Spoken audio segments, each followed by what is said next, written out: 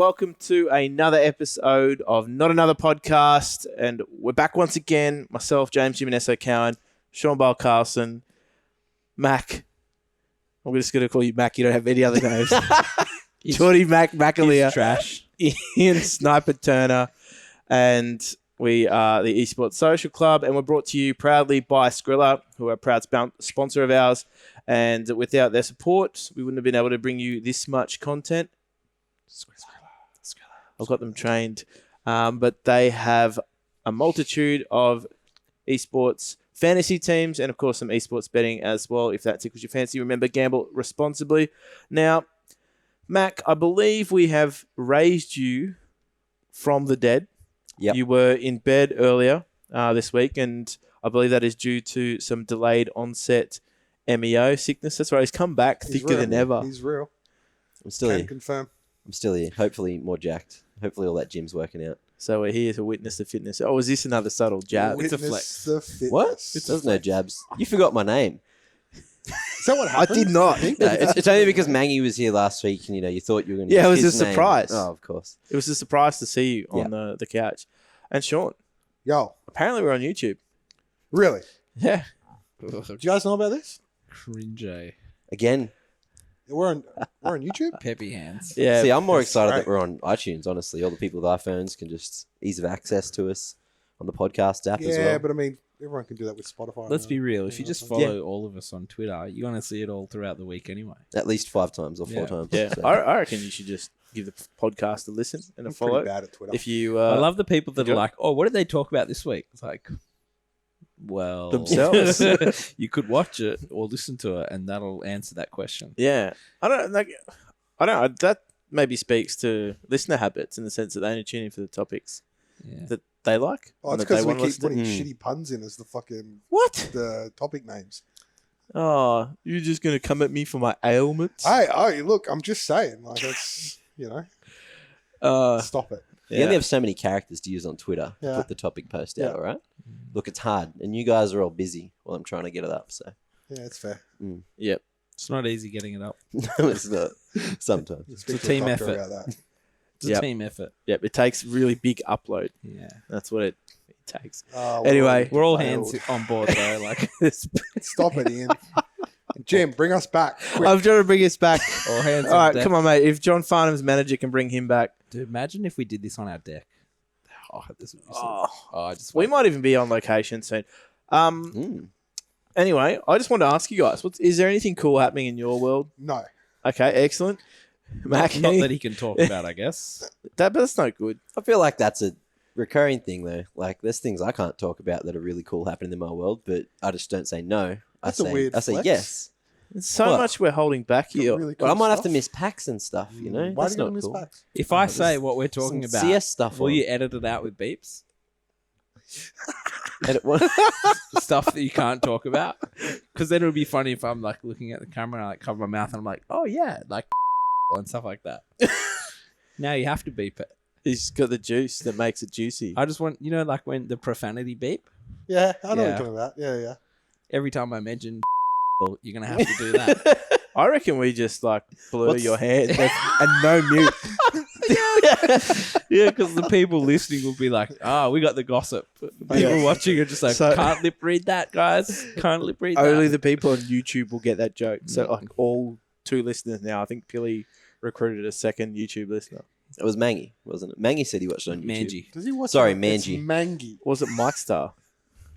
Oh, yeah, he's old school as. Because he was I like, think it was a few people. your YouTube VOD is unlisted. Mm. Yeah. Yeah, there you go. So he's crucified for you for that. I mean, it's a good segue because YouTube is a platform for content creation. And we want to talk a little bit about a topic that we had. There's nothing going on in my life, Jim. Don't even I wouldn't even ask him. That's good. Yeah. to us. don't even bother He asking. didn't have anything to say before. It was Well, like- actually, there's a lot. he just went straight. Okay, Ian, Oh, yeah, you're in trouble now, mate. What's going on in your what's life? going on in your world? mate? He just wants to tell. He just wants to spruik his pork from the weekend. Oh, well, yeah. Okay, I'm not for him now. Had another pork roast with the fam. it's Matt I came can't. around. That's all I got. Thanks, Jim. Thanks for being interested in That's my it. life. Thanks, I Jim. met Back to Ian's you. parents. Ian's parents were lovely, by the way. In Yep. case you ever see them, say hi. Oh, I was done because there was so many jokes could be made about your pork on the weekend. Oh yeah, I was handing it out to everyone. Everyone's fork. It was a bit thick though, wasn't it? It was I actually. The got crackling was nice though. Old I like a man, good old crackling. man had a go at me for that. Why? Too thick. Mm. Said some people like it like that. Of all the people, I Jim's, can't- Jim's the one to crack. This is what happens when This you is the have crackling. Corona. No. Okay, we're blurring that one Yeah. out. Anyway, Ian, before you informed us of the boring details of what was happening in your world, Thank you. which is definitely why I skipped over it in the first place because you said you had nothing going on. Mate, that just was, imagine the hate mail you'd get if you skipped me. Just know. You we didn't wouldn't ask get any. Sniper. Yeah, I don't think we'd get Come on, any, bro. I don't guys. think Come on, literally guys. It's none. very Well low known. engagement. We all know who the star of the show is, all right? It's our new set props. Can we get some sound effects, please? Like, this is... We've talked about it for weeks. Yeah, well, you know, I want to be able to press the crickets button. Oh, hey, guys. Boom, it's happening. All right, cool. yeah, Found the the bell. crickets. Okay. Anyway, as I was saying before, I was really interrupted with someone's Rudely. day-to-day Get on with it, Jim. content creation on the platform that they call YouTube. We were talking about just content creation as a whole. I think a couple of weeks back, Max Mailbag, and we haven't had Max Mailbag for a few weeks now. We didn't even have Mac last week. But we wanted to touch on, it actually wasn't directly as a result of a tweet or anything like that in Max Mailbag, but more or less there was some chat around content from an org perspective in this particular instance, even maybe even from a TO perspective too, because I've seen recently yourself, Mac, getting around with your camera, doing content at events for TOs themselves, and also in not so much a rush form, but also promoting upcoming seasons of things and things like that. Wanted to talk a little bit about content, the state of play, how we think overall the region is going in terms of content. I know Sean's creating some content right now as we speak. Yeah, sorry guys, we might have an exclusive on my hands. So Okay. Maybe we get Baal's. I've got some extra Mailbag. content as well. I just got That's what we need. that sorted. I don't know how to pause it. I Anyway, think it just keeps going. Oh no. what have you done? Oh no, There we it's go. not. Yeah, we're all right. okay, cool. Professionals. This is and I got what you wanted. No, you did. the ashes are I'm never over, Mac. We don't satisfied. talk about cricket.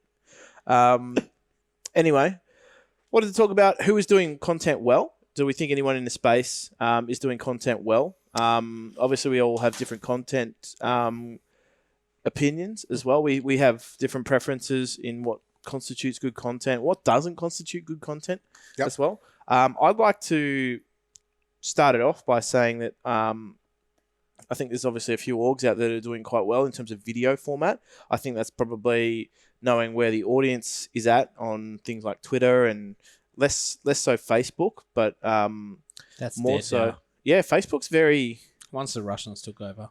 it's very old in the Yeah. sense that I remember when Havoc made his Facebook, that was like the key time to have one. yeah. And people were asking how many Facebook likes does your fan page have and stuff. But now I'm pretty sure you can get by without it, you know. I think the thing that makes Facebook very hit and miss is the fact that you can't always tell where the audience demographics are coming from, in the sense that you might On Facebook, you got the stats and everything. correct, but Yeah. they're on your side. So, for example, if you want to create a new Facebook page and you want to target a certain region, you can actually target likes and shares on the page itself, but you can target regions that have like a high population. Mhm. And it's, your fans, all of a sudden for an Australian podcast, if we were to do it, for example, we might have, several thousand Russians as likes on our Facebook page, and our Australian Back to the audience Russians again. I was just using existing examples. It's all right. But we take things slowly and we don't rush into anything.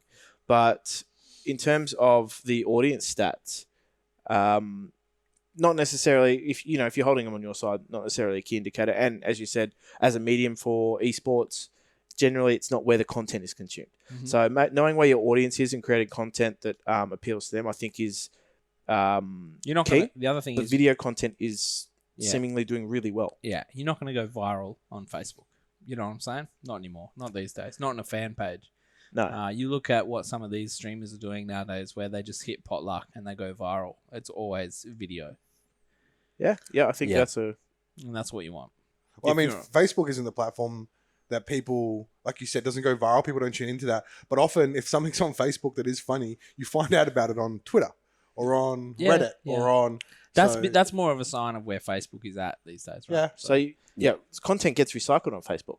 Yeah. Yeah. So you as you said, you'll find it on Reddit or Twitter or any other platform first, and then it makes its way to Yeah. Facebook, seemingly with those titles on either side, like the Yeah. letterboxing. yeah. Yeah, I feel like a lot of it originates on Reddit, but there's sometimes when it'll start on Twitter first. Usually, the most amount of viral stuff I've ever seen has originated on just a subreddit somewhere, and then that gets shared on some guy who's found this subreddit and thought it was hilarious, and he's got a couple of 100,000 followers on Twitter, and all he does is just reshare and recycle those like memes or videos and Reposting. Yeah. Yeah. Get that Yep. karma. Get that karma.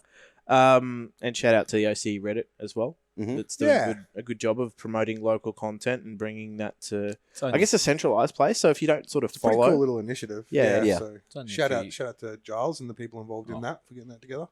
So that's cool. do you have something to say? Nope. No. Okay. Very much. Mum always said. Very much unlike you.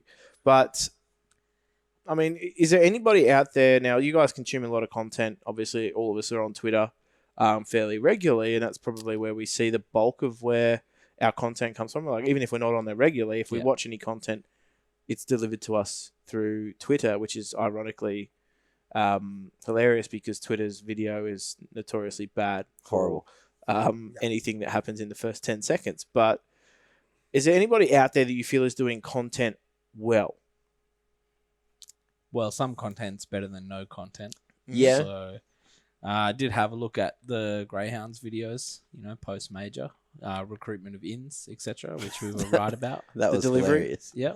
It's just like purposely so bad that it comes off funny no matter how bad or good the content is as well. Because you can tell that they're just doing it as a joke. And then it's like, oh, is this going to turn out cringe? But then they just do it in a way because, they're jokesters that it's As funny. was I guess cringe. maybe externally people could see it as cringe, but Yeah, but that's obviously what they were going for. Whereas Yeah. you see some people try too hard and that's cringe. It's like a very fine line. People who throw out the word cringe just like never That's done cringe anything too. exciting in their life. Yeah. Yeah, exactly. Like there would have been a lot of that. Yeah, it just looked like a lot of fun for the Greyhound guys Yeah. to be making that video as well. So I think that was so like what the are you number saying? one thing. But that's throwing- all I hope the it's get Greyhound right. videos. All the Greyhound videos look like they're having a lot of fun. And I think that's what you get when you have a team of players who are keen to do content and also contribute to the ideas. Like that parkour video they did over at the major and That things was like that. sick. Hilarious. Right. And I know the boys are just sitting there and I don't know who's come up with it. They've got a good group and they're quite funny individuals and sort of outspoken group as well. Like they're not shy in that sense.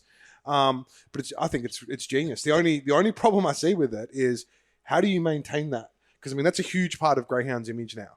This is something I've spoken about with a few people. Pretty easy. Is Zero. it's their content side, but then a lot of their stuff revolves around dick jokes and things like that, which we all eat up. We lap it up. We love it.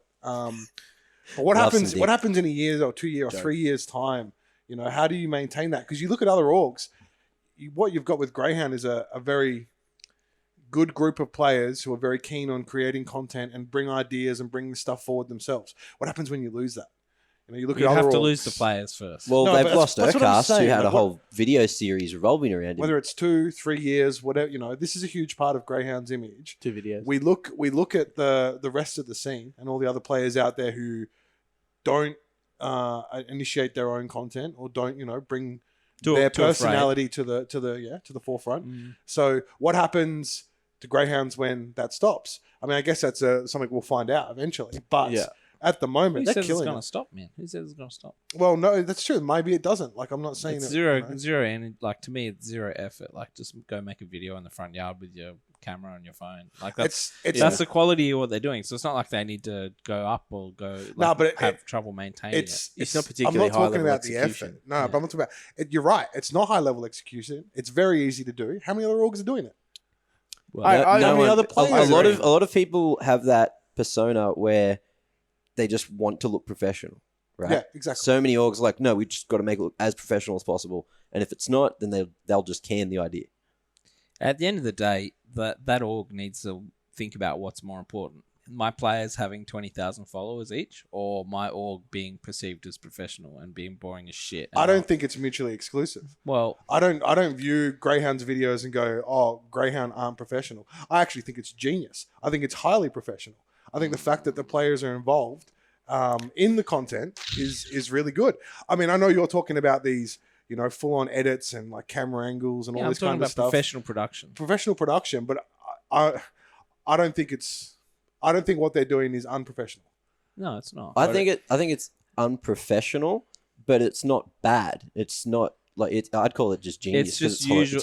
It's actually just run of the mill YouTube bloody personality stuff. Like, Yeah. you got PewDiePie and stuff like that. They've set the benchmark for these kids. Like, basically, that's the biggest demographic on YouTube. Kids being The 9-year-old army. being babysit by YouTube. It was a 12-year-old army. I can't I Babysat don't by know. YouTube. So it's like Only that's getting older. what you want, right? You want those, and you want young fans because young fans spend money, like mum and dad's money and stuff. So Yep. it makes sense to do those ridiculous videos and dick jokes and stuff like that. And Greyhounds have hit the lottery on that, right? Yeah, I guess my Yeah. point is it works with the personalities they have right now.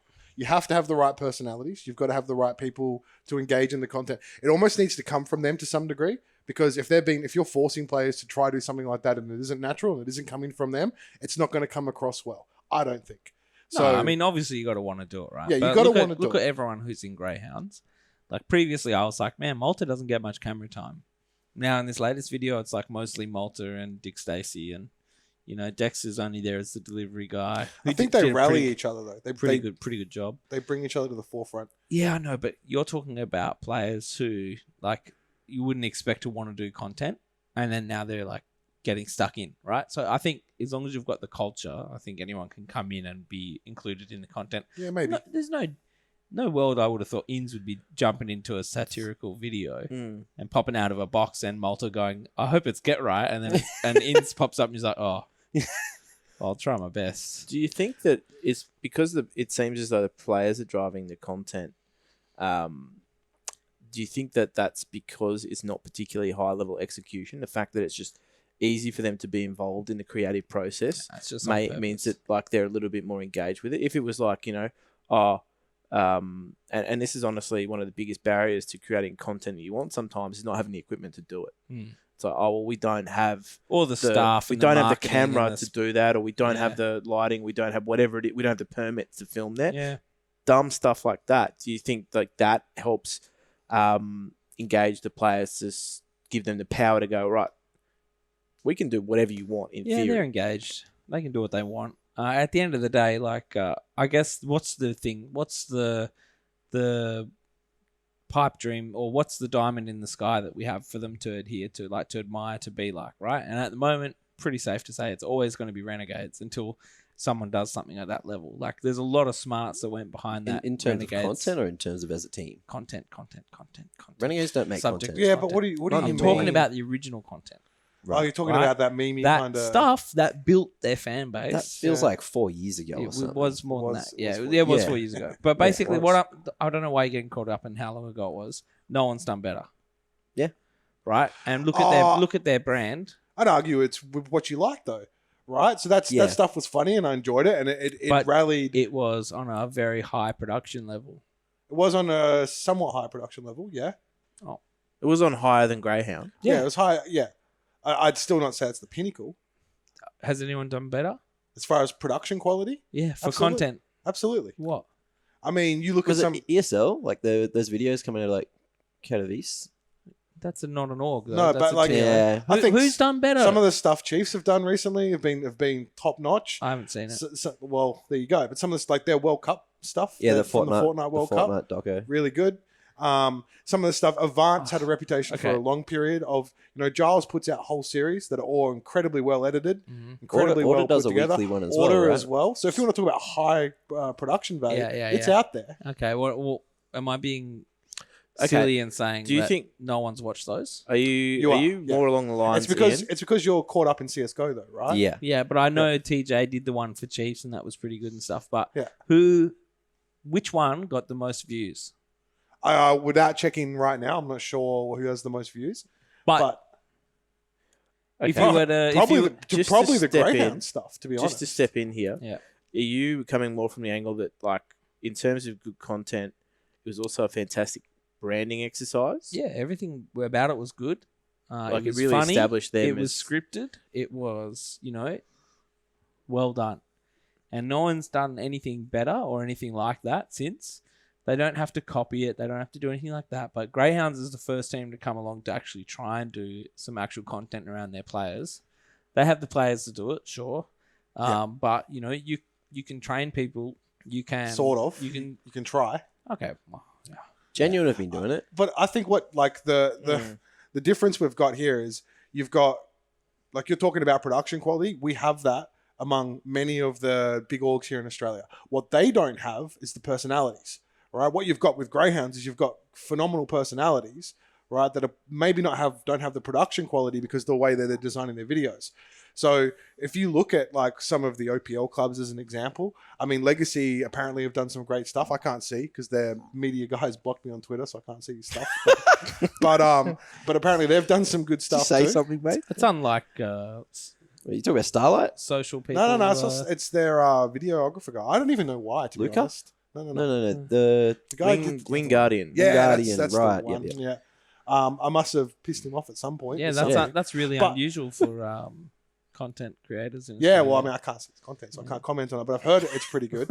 But my point is the production quality Blind on Guardian. a lot of these videos and a lot of these series, because these guys put out 10-episode series over 3 months during the OPL, or if you're looking at it, is phenomenal, right? But where's the entertainment? but I agree with you there. Maybe the personalities are lacking on that front, but it's unfair to say that we don't have the production quality. Production quality is 100% there, right? I think you're taking my words and So, mixing them around. do you into something Maybe- else. Maybe think- will clarify it for me. I think Do you it's think- like where am I going inexperienced. It's inexperienced talent. They don't know what to do. They're just like, oh, I'm in front of a camera. Cool, I'll talk. That's what they want me to do. They don't know how to convey their personality. Well, I mean, I'll properly. take that one step further. It's not just that. It's also players out there who don't want to be on camera, who don't want to do the content, Yeah, of who course. don't want to. So it's not even that they don't know what to do. It's just they don't want to do it. I think And it's that because they comes don't want to across. be embarrassed. They don't want to embarrass themselves and let it become a meme because the internet just Gee, turns wouldn't things that be into mad memes. if Like- everyone knew who you were? Gee, that'd be such a bad thing to happen. It's done Yeah, I know. awful things for Summits brand. Yeah. Oh, jeez. One Awful G's, baby. things. Awful One things. G's. But the- punching the screen. Chawa. But the point that I'm going to go with is the fact that I think that there's maybe like a lot of the content that I have seen recently, with the exception of a few, and they've sort of stuck with that one sort of storyline or approach, and it's refreshing to sort of see it, is like everyone, particularly in like the OPL orgs, they're going for a very storytelling focused approach. It's Yeah, like, like let's a tell a story, documentary. documentary. And don't get me wrong, like they're doing a really good Production job level through the roof. of doing that. Like Yep. they're getting the players' insights, but is the appetite for that necessarily there, or is the appetite more so towards like the entertainment? Yep. Players' personalities, show us some humor, show us some laughs, show us what your creative side is. Like Yeah. I don't know, is that why maybe we feel talk as about though making your brand in other episodes. We do. Like that other stuff that LPL, whatever. What would you say? OPL. OPL. That's boring as shit, man. Like it may be great for sponsors to be like, "Whoa, whoa, whoa." But Have a there's look at certain this. people who love that style. Yeah. Who are those certain people? Fans. Business No, people. there are Not fans you. out there Ah, that fans. prefer that style. If you came and did that for Counter-Strike, sure, it'd be great because I'd be able to see what's going on. Like I'd be able to see like how a team progressed or whatnot. Yeah. But that doesn't make me go, I love that player. No, but I love that team. I think a lot of that falls back onto the players, though. You can only work with what you've got.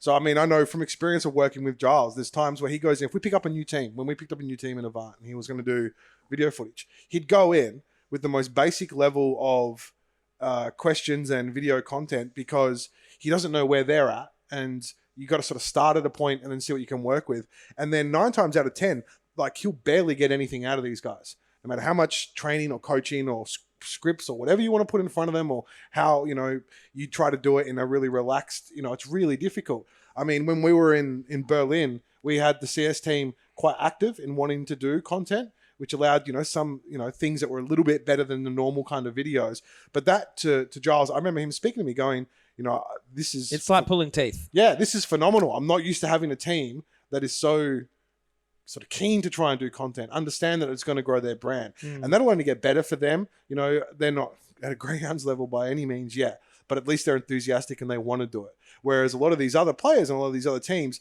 not only don't want to do it, but will actively be shit at it to avoid being in it in the future. If they're not getting paid to do it, I can understand. But they are getting paid. If they're getting paid to do it, then they're just shit. Yeah. But I mean, that comes down to... It's like the old adage in I know this is a very retail mentality, but it's like if you were working in a store, you learn to do things and not do things on purpose because that would land you more work. Yeah. So if you're a good talker, but you might not necessarily like it, you're the first guy that they pull for every interview. Yeah. Or Exactly. piece of content or anything they want to do. In my experience, there's always been someone who had to put their hand up because there's people who didn't want to do interviews, either because they were bad at interviews or whatever. But there's going to be a time where, you know, people are going to need to start lifting their act and doing their bit for the greater scene in the community. You know, like even these tier 1 pros need to pull a finger out and start doing a bit more, you know? Yeah, but it's also not that easy. There's a lot of introverts in esports. A lot of these people are introverts. They, you know, deal with extreme anxiety when it comes to being in front of a camera. Like you put them in front of their computer screen, you put their headphones on, and you put them in their game, they're fine. They're ready to go. Yeah. As soon as you take them out of that environment and put them in almost any other environment, Anxiety. A lot of these guys are introverts, and that's what Greyhounds have. I wouldn't say that any of the players on Greyhounds I'd classify as an introvert, right? Including Inns, including Malta, maybe Urcast was a little bit introverted, but I'd say that they're all relatively. I wouldn't say they're extroverts either. It's not for me to say, but I don't believe they would all be extroverts. Like, no, I'm not saying they're all extroverts. I'm also not saying they're all introverts. My example is, did you see that interview that Frankie did with Ents? And was like, hey, Alu, you like games, right? And he's like, no. And then everyone in Ents, and they go, no. And they just didn't want to do the interview. They didn't want to be there. Yeah. And it was like kind of really awkward. I felt really bad for Frankie. But that's a perfect example of like that's players more of a not reflection. wanting to, like, not to be honest, understanding though, that's the opportunity. that's more of a reflection on Ents and Yeah. Alu as a leader of that team as well, Okay. and their thoughts about maybe Frankie. That's what that is. Yeah, potentially. Maybe. But like, I to bring it back around, my point is you've got to work with what you've got. I think there's a lot of room for organizations to start building these players up as far as training them and helping them when it comes to media training. But even that is another added expense. You've got to bring someone in. I don't know how many people in the orgs are, you know, look, I mean, I know I'm quite comfortable in front of a camera, but then trying to convey that across and train other people up in that area, it's a whole different field.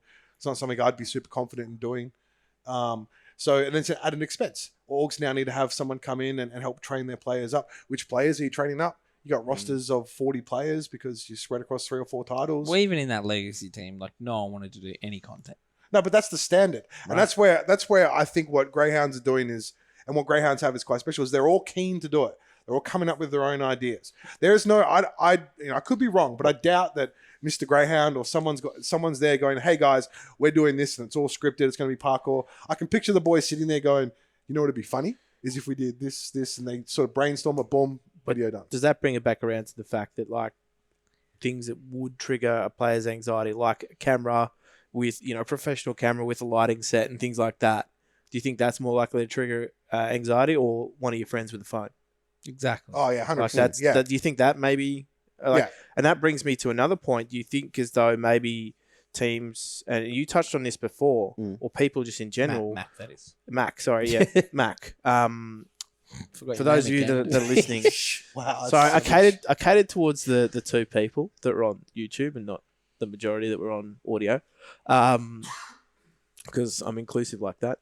But do you think as though that because of that mentality where if they don't see it being at a certain level and they're scrapping the whole thing, do you think that's holding a lot of teams back from actually harnessing their potential in the short term? I definitely do think that is what's going on. Like, if they just went with it and took it as a learning opportunity and said, oh, look, if it's terrible, it's terrible. We can sack it and then do better next time, or at least just release it so we have something. It's generally better than nothing because you can get like insights that you wouldn't usually get to know the players, but actually get to know them as a person rather than them just give the generic answers that you sort of would expect them to give as well, which a lot would try to do because I have this thought in my mind of like if you did a house tour with someone of their setup, they'd probably just, unless they had a great personality, just go, yeah, here's the lounge room. Hey guys, Here's where I play my games.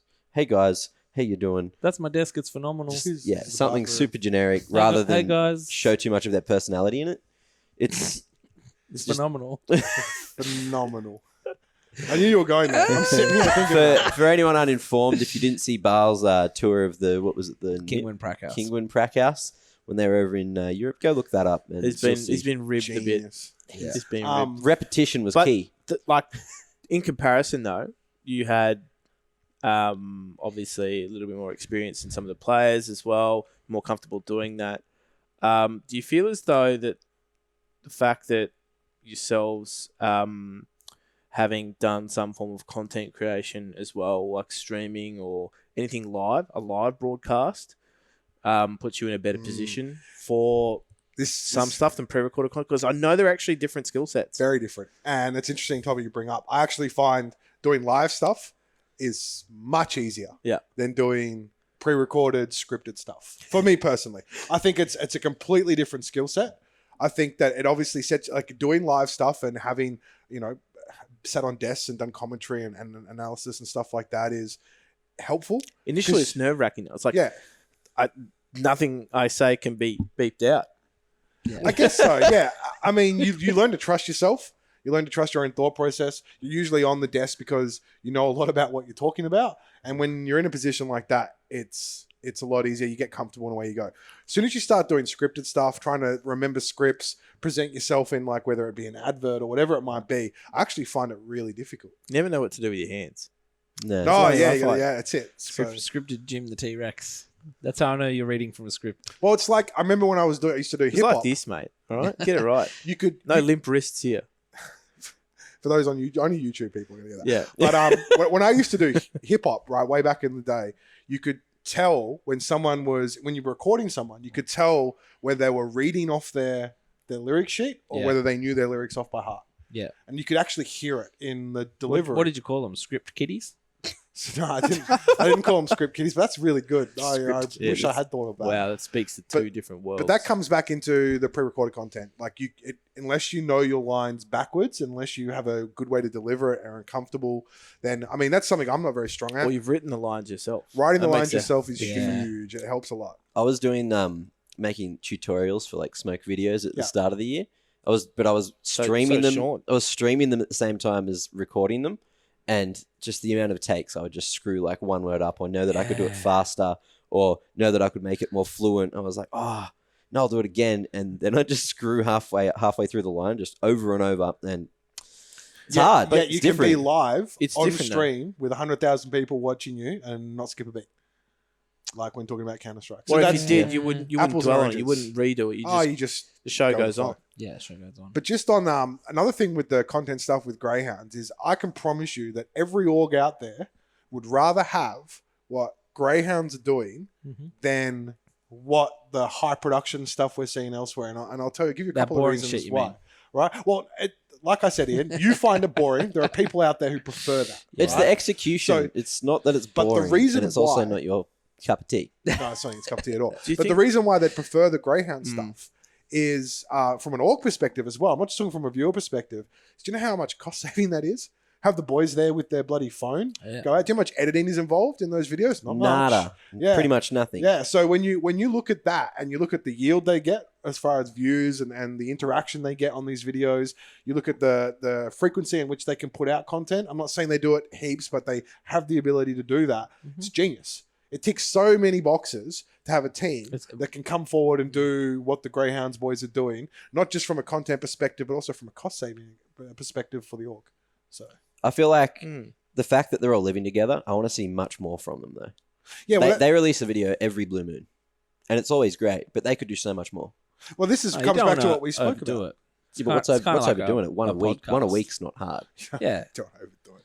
But this comes back to what we spoke about in a previous podcast about what was my thought there about the content frequency and when you look at like the OPL clubs, the reason OPL has been so prestigious is you've got 5 players in a house that you can have access to 7 days a week to create content. The fish in the barrel. Greyhounds, as far as CSGO is concerned at the moment, are the only club that have all their players living together in a house and an ability to create content.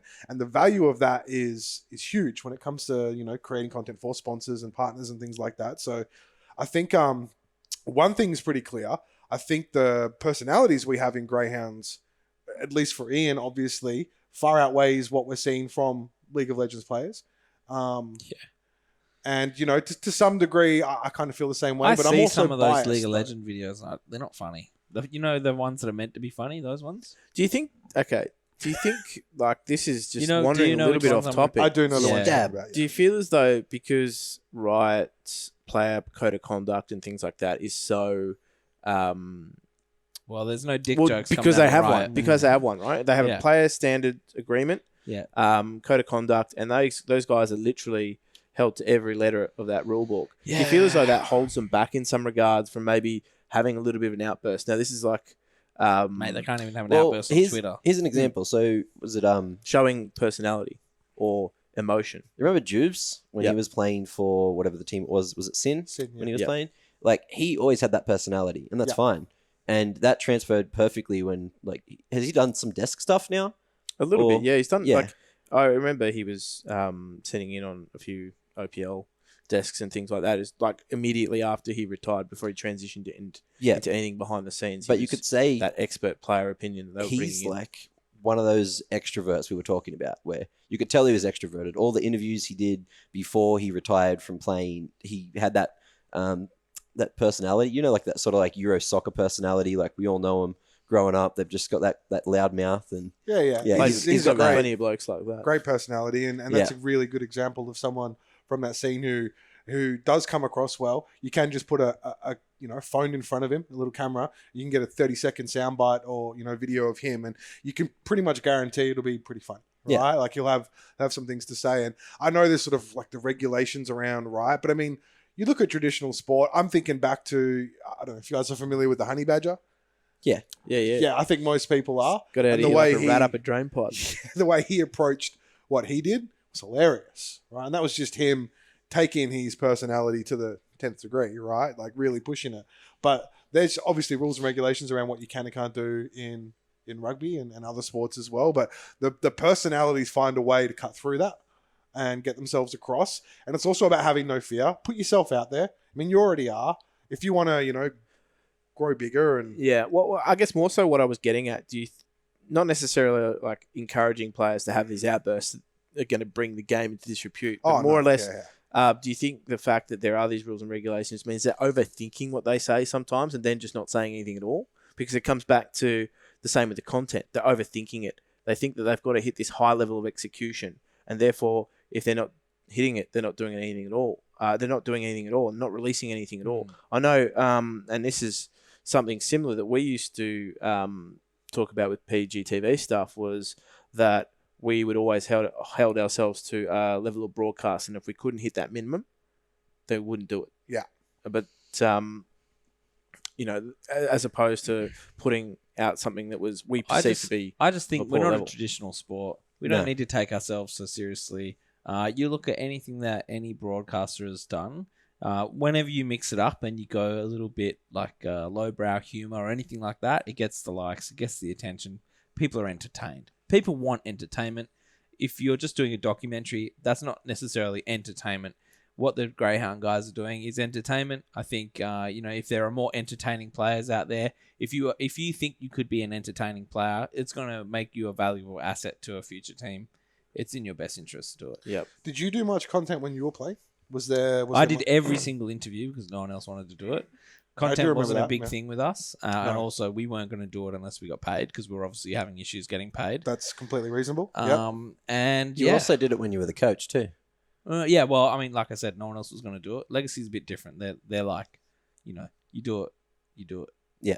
No one else was doing it. And so what's the point of having a media guy with us the whole time we're in Adelaide? Like, So I understand they're not getting paid part for doing content don't do anything for free. for the sponsors, Yeah. for the orgs, but I'm talking about for yourself. Yeah, for to grow yourself. your own brand, your own image. Did you do much of that stuff during your career to grow your own? Because look, let's be real. Like, I know the industry's changed My a lot image since ain't now that and big, then. dog. Like, Yeah, but like, we're calling players out to some degree Mm. for not growing their own brands. I did and- whatever I could to grow my own brand. You did? Yeah. Everything and anything. Twitter, like you name it. And any opportunity to be on camera, even when I was in front of live audiences, like a You'd Crown, take it? where I'd be like getting the crowd up and stuff like that. Anything like that. That wasn't for immunity. Oh. What have you... Sorry, that's a special bit for the That YouTube one's for viewers. YouTube. Yeah. Oh, Yeah. wow. That throwback. was So that was hashtag my idea, by the way. Yeah. So that was the infamous handshake. yeah, the infamous handshake. I still haven't learned how to do it. They just You reenacted read the it comments, in it's front like, of me chest. oh my God, these guys don't know how to do it. Went to the gym down in Barala. Oh, that's actually was in Lidcombe called Gains Fitness, not there anymore. Mm. Live was, leaks. It was Gas leaks, that is. Yeah, ran by this guy. Actually had a water leak, and that's how it shut down. But we told this guy, like Jordan and I, Elfish guy, were going in there, and we said, yeah. He's like, oh, do you guys play games? We're like, yeah. He's like, oh, I love Xbox. Play Fortnite on Xbox. All this.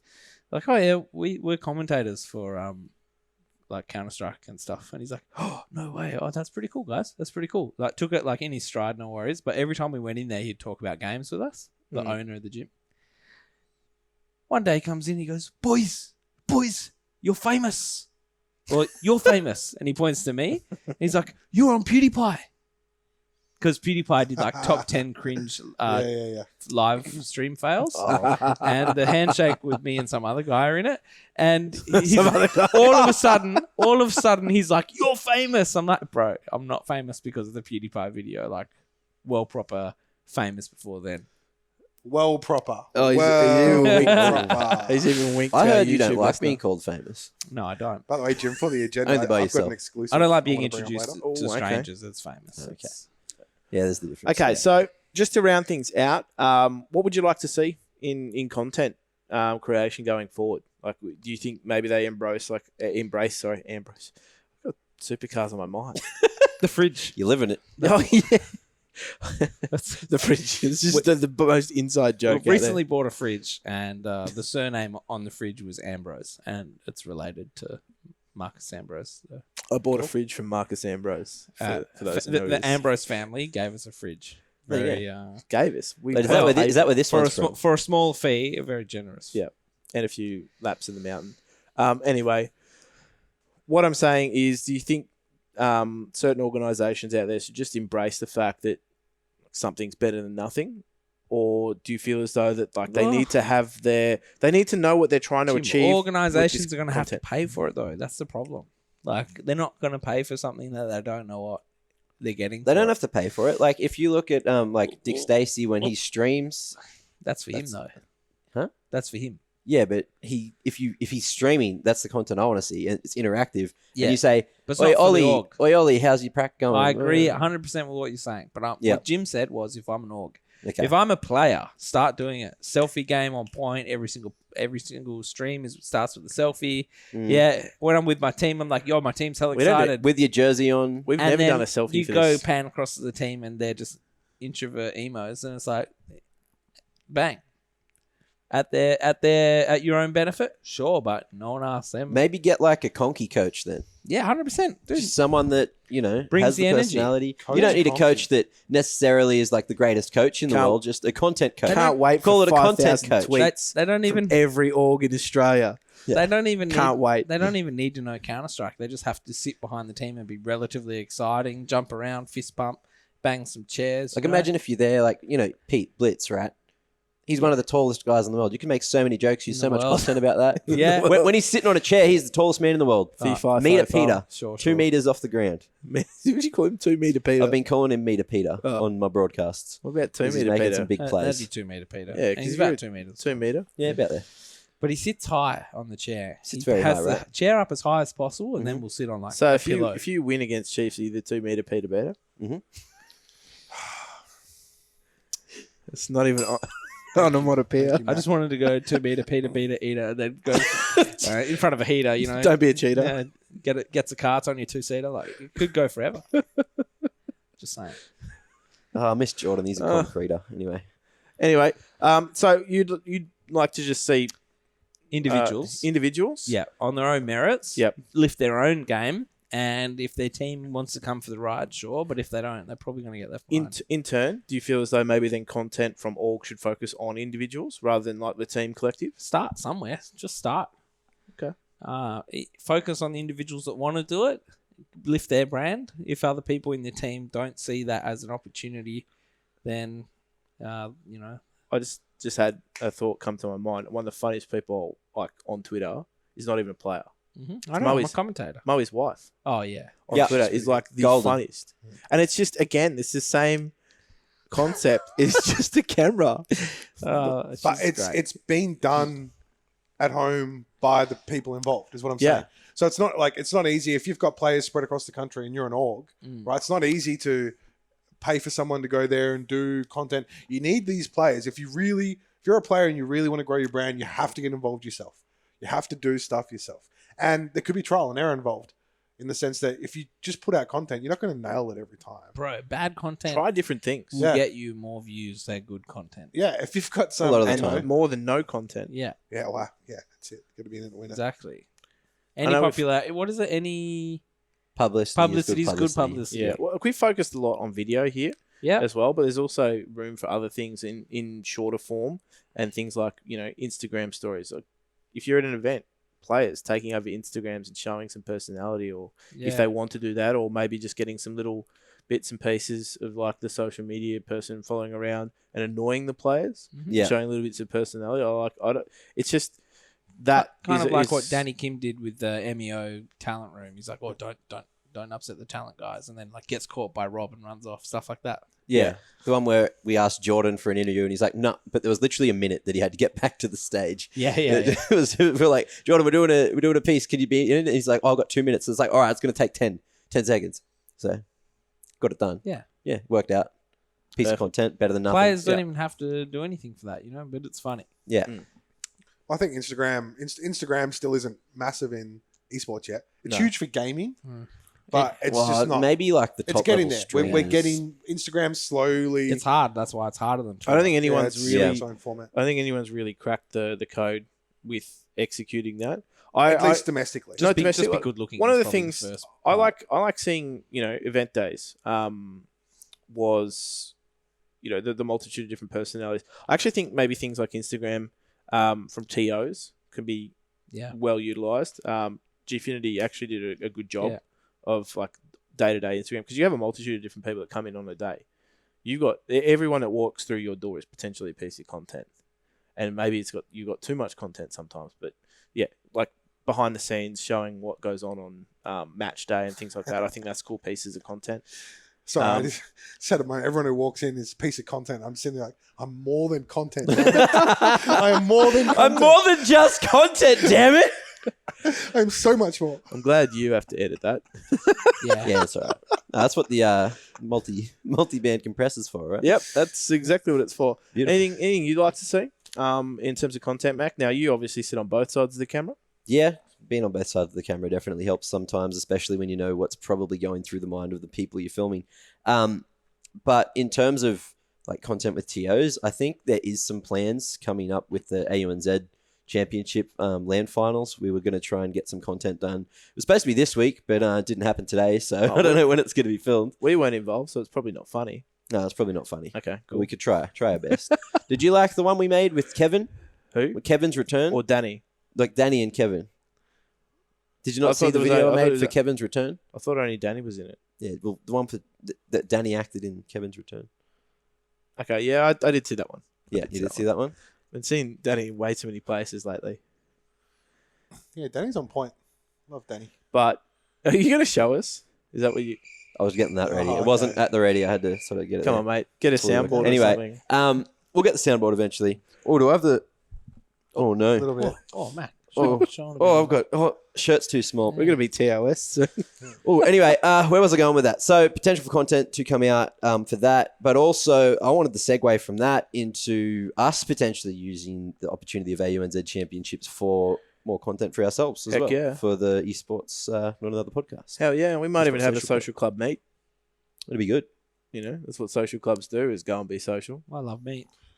Hey, I like where your head's at. Ian loves a good pork roast. Yeah. Hand out some of those delabeled beer bottles to a couple of people if Yeah, they do come non-branded over beer as well. bottles. Do you know it'd be great if we had like a little fridge here with some alcohol in it, or even just any Refreshing sort beverages. of beverages? I do get a little bit parched from time to time on these things. Well, I'm out of tea. You guys Yeah. are fishing hard, right? Anyway, cool. We talked a lot on actually that particular topic, more Too than much. I thought maybe Yeah. we had in the tank. But let's talk now. This is delving into Mac's mailbag. As we said, we didn't have Mac on the couch for 1 week, and his mailbag's been piling up. Ozpost have actually been delivering it. And sorry, I was interrupted by, what was that? Skrilla. Thank you to our very good friends at Skrilla who have been supporting us on the podcast here, and they've been doing a multitude of reinvestment into Australian esports, and I think their outlook on reinvesting into the scene is paying dividends. As we've said, they've been able to support us in bringing you more content, so we definitely thank them for their involvement, and you can check out their fantasy esports and fantasy is my term, but esports betting and real esports betting odds as well on their website. And remember to gamble responsibly. Now, the next topic that I was going to delve on before someone opened the door and we had a draft coming through with our Fantasy team in it. fantasy team in it. Yes, you're picking up what I'm putting down. This is so good. Let's talk about... we had a Max mailbag question come through. Now, I'm not going to go into the specific wording of the question, but essentially it was players who have dropped out of school or study, or actually in this instance, more so high school. So, your basic education to pursue full-time esports. Now, I don't know any examples of it. I do. there is one. Anna? In the Dota scene, Yep. and there's a few around. What's he ever done? Well, I mean, there's only put it this way: there's only 1 or 2 successful Yeah, that's exactly what I examples. was thinking. And players dropping out to pursue the dream. I know there's countless examples of people, and this is probably more highlighted in content creation and like stream. I'm going to become a full-time streamer. I'm going to quit my job. Blah blah blah. Quit study. Go whatever. Another and big do that. person as well, Laserbeam. Yep. Pretty sure he was a high school dropout, did like a trade and then started doing YouTube, started making money off that, and now he's like one of the bigger YouTubers. He didn't drop out of high school to stream. Dropped out of high school, started doing a trade, and then picked up streaming. I think the question specifically This about question is- dropping out of high school. With esports Yeah. in mind as your focus. Yeah, no, fair enough. Do you thoughts on doing that? Like, if you're just somebody who wants to pursue esports and you haven't got anything, like for example, you're just starting out. Yep. Or you're just getting into it. Thoughts on that one, please, gents. You want me to go first? Yeah, 'Cause go for it. I can go, or you Well, can go. mine's just straight up like that's not a very smart decision. You got to think about your future. Wait until you have the success before you start sacrificing things like basic education. The education itself is only going to help you perform better at the end of the day. Yeah. I agree with Ian on this one. It's a high risk. It's a high risk move, right? Unless you're already at a point in which you know that you're leaving high school for a contract of some sort, where you're going to be pursuing something professionally, it's probably incredibly risky. You can't to even do so. do it until you're like 18 anyway. It Sign depends a on the contract. esports title. Like- You have your parents sign as We well. obviously You have to can have have, parents. can have Yeah. guardians, parental guardians, but it's a tricky one. It's like anything. People think, I don't know if people think this. Boomers think that if you play games, you're like, oh, the amount of, you sit in an Uber and you'll tell someone, oh, I'm involved in esports. They're like, oh, my son's really good at Fortnite. How does he, like what's, and, but Fight a dollar the for every time I reality heard is, the reality is it's really hard to crack it as a pro in professional gaming. Just as hard it is to crack it as a pro in like the AFL or... What do you mean? Every Fortnite player I've seen on Twitter has their earnings in the tens of thousands of dollars on their Twitter profile. Yeah, look, I don't know about that, but I don't go browsing too many pro Fortnite players' Twitter They're profiles. all asking Personally, me about teams. It's a high risk play. It's like Who did leaving we high say school contact? to Manji from Atletico. They're looking for a Fortnite player. Get in touch. Get it's in touch. Mangy as well. I'm not letting that slide. Yeah, look, it's a tricky one, Jim. I don't suggest it. I feel like the only reason you'd leave high school to pursue esports is you've already got an opportunity. Much like in traditional sports, Yeah. if you're a high school basketball player and you've been touted like LeBron James was, right? But these are really rare occurrences. American These are- education system's a little different. I think. Stop sidetracking. Yeah. Ian. So it's these are rare occurrences. Yeah. It's So the American sports system is a little bit different too. it is, yeah. The collegiate system. But you should, like, in my opinion, you should 100% be making sure that you're pursuing high school and education alongside You want that esports graduate certificate, dog. until esports becomes in a position where it can be your career and your future. So the only example I can think of, and we mentioned it earlier, of someone who's done this, it was reported recently because he just won the TI for Dota, is Anna from Australia. Left high school, moved to China to play Dota 2 competitively to further his career. He was already a phenomenally good player. I don't know if he had a The contract, opportunity is there, right? but You know what I'm the saying? opportunities were there. If you're in that position, then yeah, go for it. It's in a position now where if you're good enough, you can make a career out of this, Yeah. and you can make heaps of money if you're Yeah. at the highest level. But very few people make it to that highest level. If you're just playing Fortnite eight hours a day, fucking 5 days a week, and you think you're pretty good because you get a few wins, and you want to, I'm just quitting school now, mum and dad, because I want to be a pro gamer, but you don't have any foot in the door anywhere, bad idea. Shout out Big to all our mistake. 12-year-old listeners that are thinking that. Mac, That's your thoughts on that? You pretty My much. thoughts are so case in points or like cases of where staying in school and going the whole way still works anyway is like, or even if you have dropped out. So like, Vox Seminole, they had like tradies, they had people studying, still managed to like make it big. Now Renegades, they went fine. You got like Greyhound as well. Pretty sure majority of them like went through school. I think Dexter only just finished, just finished uni, and after just finishing uni, now he's gone to the major and was like one of the highest outstanding like Australian players we saw at the major as well. And they didn't have to drop out to get to that point. It's just silly. Like you wouldn't drop out, you wouldn't take the risk. I just want to touch on something. Like you've got these Olympic athletes who aren't dropping out of school. Yeah. You know what I mean? Yeah. Like it's a balancing act, sure, but it's dropping out of school for esports or any sport or anything is just like, it doesn't make any sense why you would do it unless you were gonna, you're having some sort of hardship because It's a time management It's thing. time management. You're not gonna practice pole vaulting 24 hours a day. There's time in the day to study, and I just don't see like the comparison I made was people are swimmers. They're getting up, they're going swimming. Olympic swimmers are swimming, then they're doing their studies. So going to school. 4:30 a.m., 5 Yeah. a.m. before work starts or before the day starts. You make the time. Yeah. Well, they there's some examples of. I think it's interesting to bring up swimming. There's obviously I forget his name. Someone on the Come on, Give me mate. something to work here, with, dude. This is the trivia. CS:GO player who's also happens to be Magnet. Yeah, Magnet so Brain. Magnet Yeah. is quite a high level swimmer. Is also playing CS:GO and also, as far as I'm aware, continuing his education at the time. Yeah. He found time for all three at one point. Now he's dropped CS:GO to pursue swimming even further because there's opportunities there for him. But there was a period there where he was doing all three, and I'm pretty sure he hasn't dropped school or university. As well as dropping CS:GO for swimming, he still does that as well. So if you are serious about esports, you definitely need to be good at time management, and you need to make sure you've got a backup plan. Esports isn't something that necessarily lasts forever. Well, yeah.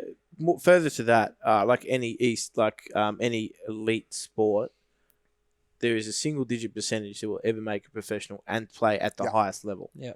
So we're talking like 1 or 2% less, Yeah. even Yeah. in some Point- of the let bigger, alone more popular games. Go back to back, and go Yeah. to 2 majors Yeah. Well, okay. with 2 different teams. Righto. But Like that's a small percentage. we'll play our percentages. We'll play our percentages. For anyone not watching on YouTube, Ian was just smirking at the camera the whole time while Yeah, telling that as little he story. does when he makes a point that he Flexing knows. both his arms.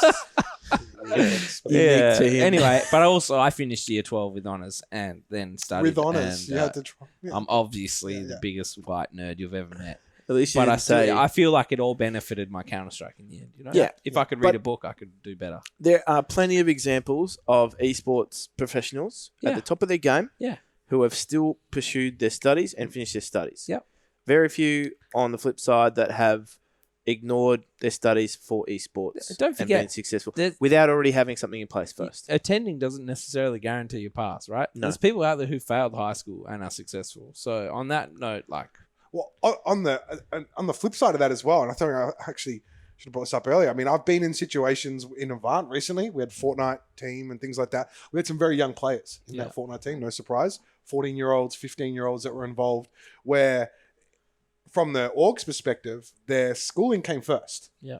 And to the point that, I had to speak to parents of these players as well, particularly at that age. You need to make sure you're engaging the parents to make sure they're supporting what their son or daughter is trying to achieve in esports. But not only that, create that rapport where if we found out as an org, or if I found out as a manager that a player was skipping out on his homework or his school responsibilities for esports, they all knew that they would be benched if that was to happen, regardless of how talented they were within the esports. We've done that with older players in universities and stuff like that as well. I've done a few letters where I've helped players get deferrals or things like that based on them going to tournaments, but we always placed a premium on the player's education. A lot of the people we deal with in esports are young and are doing things like high school or university. And from the org perspective at Avant at the time, or what I brought in was priority number one. Esports came in as a very close second. Don't get me wrong. They're supposed to be professionals for us. But yeah, if we found out that they were skimping out on high school or university because of esports, that would then become a problem that we would come in from the esports side and be like, this is not good. We need to work out what's going on here. And if we're demanding too much from you, we need to adjust that, because you need to make sure that you're looking after this. And I know that we weren't the only ones doing that. yeah, it just makes sense. Secure their future. Other secure orgs are your doing the future, same thing. have a nice Yeah. day. And as I was saying before, there's plenty of examples of players and esports pros that have completed their study whilst performing at the highest level. Like Yeah. Carrigan's a good example, finished his masters, Yeah. whilst also being Maniac. masters in psychology, I think, Yeah. is for Maniac.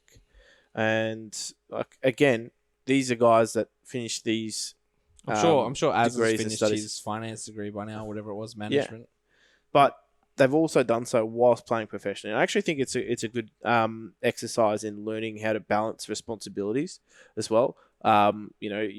If you're giving up too easily on one of those responsibilities, like school and esports, then you're probably not managing your time too well and not prioritizing your responsibilities too well either. So Yeah, for a very I brief period, I tried full-time esports, and it just was at a detriment. Like, it actually made me worse. It's interesting. See, I'm also thinking back now. I actually deferred uni, didn't finish my degree to pursue esports. Yeah, but that's a bit different. You had something in place first, Well, in the sense, actually, in the sense that like you were working. You didn't just go, I've got nothing to work on, mature age and start student. from scratch. You were going into an entity that had already gained momentum. Yeah, yes and no. I Which- mean, it was early days, Jim. Like, it was a high risk. It was a high risk move by me. If I look back on it, like the degree I was doing was a pretty decent degree if I was to look at future prospects in that industry. I was doing a Bachelor of Science in Cybersecurity. So that's the kind of degree that has some interesting sort of career paths off You the could back of protect it. the PlayStation network. I could. Ooh. But I deferred that to Where were follow you when they esports. needed you? I deferred that to pursue esports, and there were some rough times, up and downs, but in the end, it kind of worked out for me. I didn't actually finish high school, Ian. I did mature age entry. sort of, yeah. I had to do mature age entry, essentially. Yeah, I had to do my own little course to. I know. get in Yeah, and that's what improve. it's called. Yeah. Which I did successfully and got into the degree I wanted to do and things like that. But That is a good degree. Like, that is top paying right now. oh, I know that degree. If you want to talk about Like 200K. career-wise, there are entry-level jobs in the six digits. Yeah. With that degree. Well, I mate, def- esports is on that trajectory. I deferred that to do esports, and I haven't gone back. So that degree is just sitting there. I never finished it. I didn't do both. I went all in on esports, and realistically, it paid off for me. Right, I'm in a position now where esports is likely going to be my career from here on out. I don't see that sort of changing unless esports goes, and I don't think that's going to happen. We're just So- sports now. We're just becoming sports. It's just sports now. So I Wouldn't guess that be a thing? you know, it's slightly hypocritical of me to say don't do it when I did. Hypocrite. Well, I think what you're saying is don't do it unless you know what you're doing. And I think at a young age, you weren't in it's high true. school. I wasn't in high school. So I was you don't mature age. necessarily have the life skills or the knowledge to make an informed decision at a young age, dropping out of high school or early study, to make an informed decision. That's my take on it. It's, you know, like there's a whole lot of life, you know, that'll teach you certain skills and life skills. How much There's money? book smarts and then there's street smarts. How much money Two does different your skills. kid need to bring in before you let him? Like, none of us are parents that we know of. So I very nearly owned a Tamagotchi. hypothetically, Someone turned to me and How said, "Are much- you ready for kids?" Tamagotchi. how much money would you need your child to make before you let them quit high school? We're talking halfway through year 10, maybe. I don't have the life skills to answer that question. I yet, don't. mate. I don't have a number for you. I don't have kids. But for people out there who Just for anyone who was, don't have any idea about what's achievable in esports right now in the current climate. If I was a parent and my kid was like winning $100 here, $50 there on esports, Yeah. that's not enough for me to say, yeah, sure, pursue that dream. Like if it was $10,000, like Fatality or something like that, remember he did it.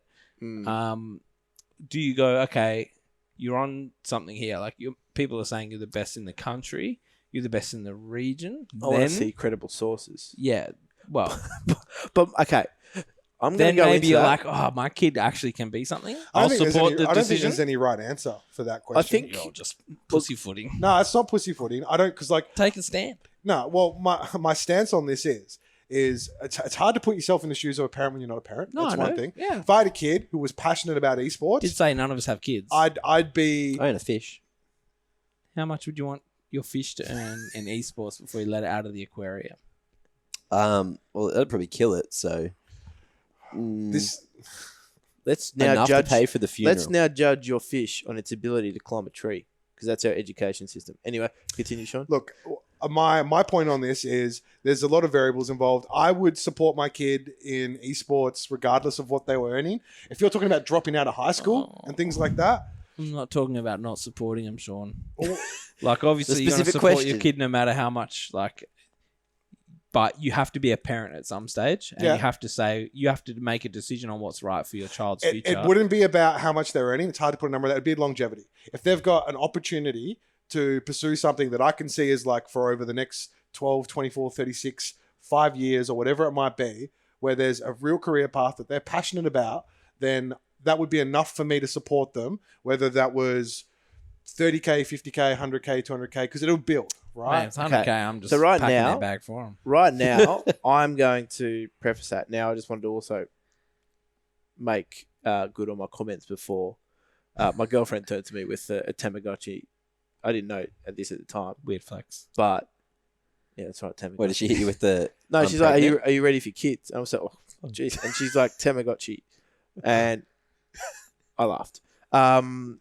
But more to what I was about to get to was that we're, as a group, as parents now, and navigating the esports space, we're a little bit more informed than our parents were in the esports space. Exactly. So we know what's up with where the industry's headed, what the trajectory is, and things like that.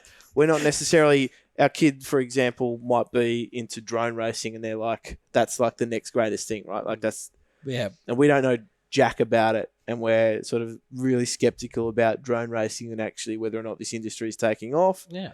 I just plucked a topic out of the air.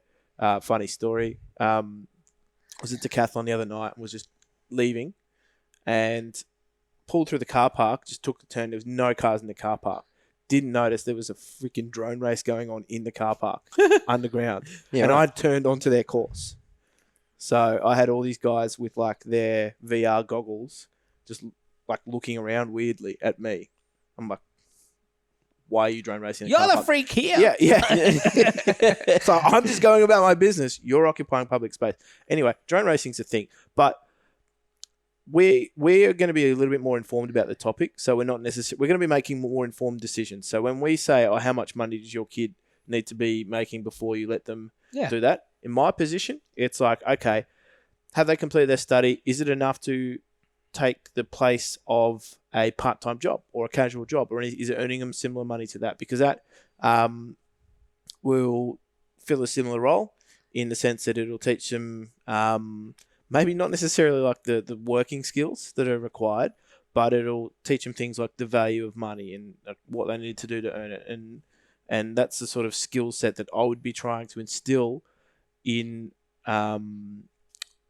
my theoretical child, the Tamagotchi, as they were going through their esports Man, career. you dive deep on this. I think. Hey, we're going deep. I think the money means nothing to me. I view it the same way I'd view I assume my parents viewed me playing basketball growing up and things like that. I'd have training 3 times a week, and Saturday and Sundays were game days. Locals on Saturdays and then state on Sundays. That's how I'd view it. As long as my kid was doing the schoolwork that he needs to do and keeping up to date with his education, then I'd be supporting them in whatever venture it might be, drone racing, whatever it might be, regardless of the monetary return. Do I bring you back to the original question, which was, they want to leave school. How much money in esports do they need to make before you would be comfortable allowing them to forfeit their education? It'd come back to longevity, and it'd need to be minimum wage. He's a politician. He's dodging the question. I'm not dodging the question. Minimum wage, so like 18,000.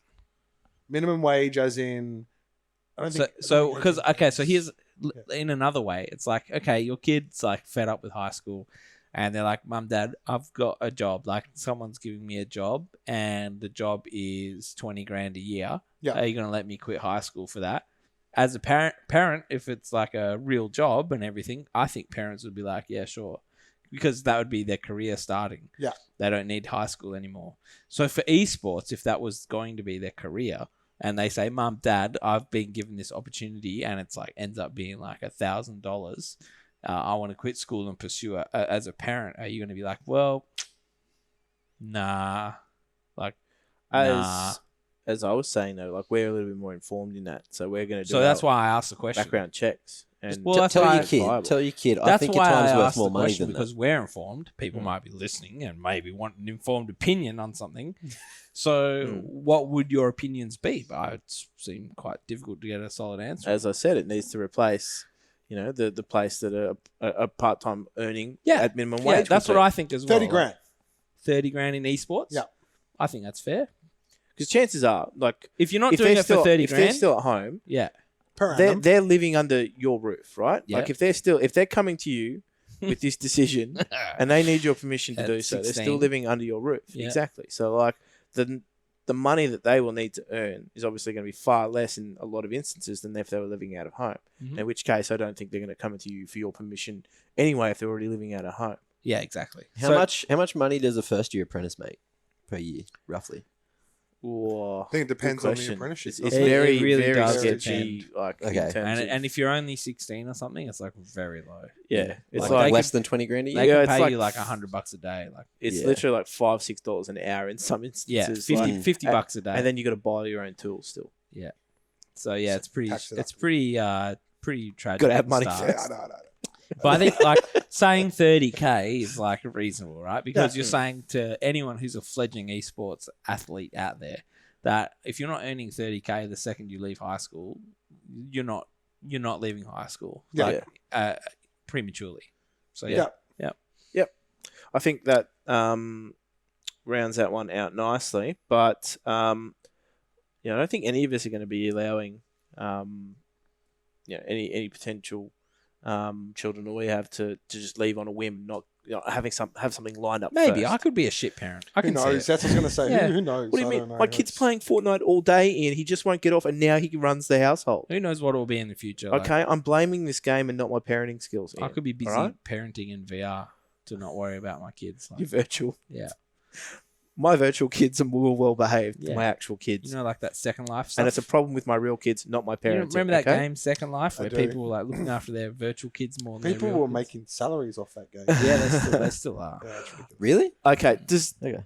it sort of segued into it. Obviously, if they've got something lined up and they're paid, that's a different story Yeah. as to someone who's just going, I want to become a YouTube creator or I want to become an esports player, and they're starting from day dot.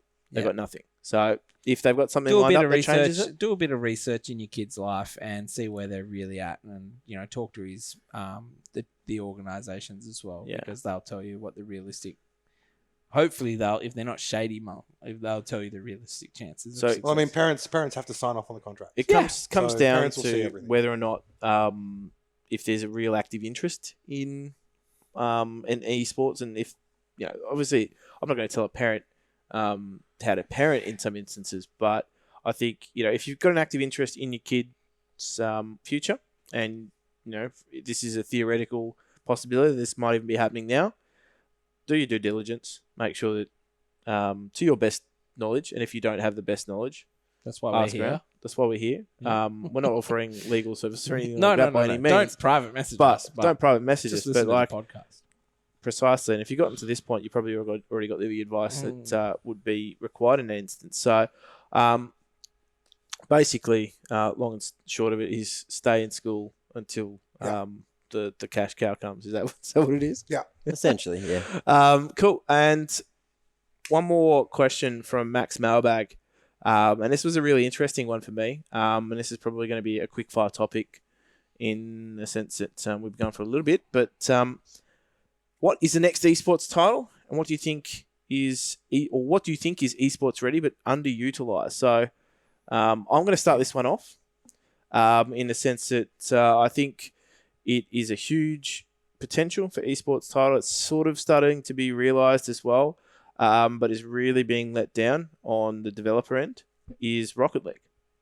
And the reason I say that is because it has the ability to be simple to understand, has a really high skill ceiling, it's easy to play, hard to master, it's family friendly, and it obviously is a recent inclusion to the Tokyo Olympics as a prelude in the Intel showcase, which is a prelude to the Tokyo Olympics. So that's showcasing esports to a wider audience, and I think they picked a brilliant title for that.